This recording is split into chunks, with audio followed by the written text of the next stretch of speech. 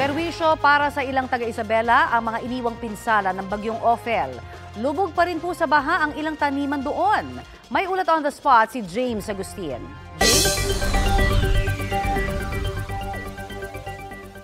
Connie, maganda na yung panahon dito sa Ilagan City sa Isabela kaya pinayagan na makauwi sa kanilang mga bahay yung mga lumikas na residente. Umabot sa 300 pamilya yung lumikas sa iba't ibang evacuation centers dahil sa magkasunod na mga bagyong Nika at Ophel.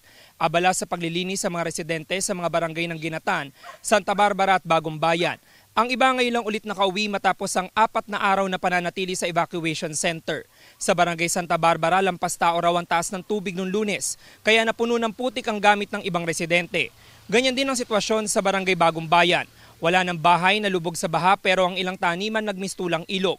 Buti na lang ay wala nakatanim at natapos na raw ang pag-aani noong mga nakaraang buwan. Samantala, Connie, isang tulay pa ang hindi na madaanan dito sa Ilagan City sa Isabela dahil nga doon sa mataas na antas ng tubig pa sa Pinakanuan River. Yan muna ilitas mula rito sa lalawigan ng Isabela. Balik sa iyo, Connie. James, yung mga kakauwi pa lamang sa kanilang mga tahanan ng mga evacuee, papabalikin ba muli dito sa mga evacuation centers dahil sa mga sinasabi ngang baka maging effect pa rin ng bagyong Pepito?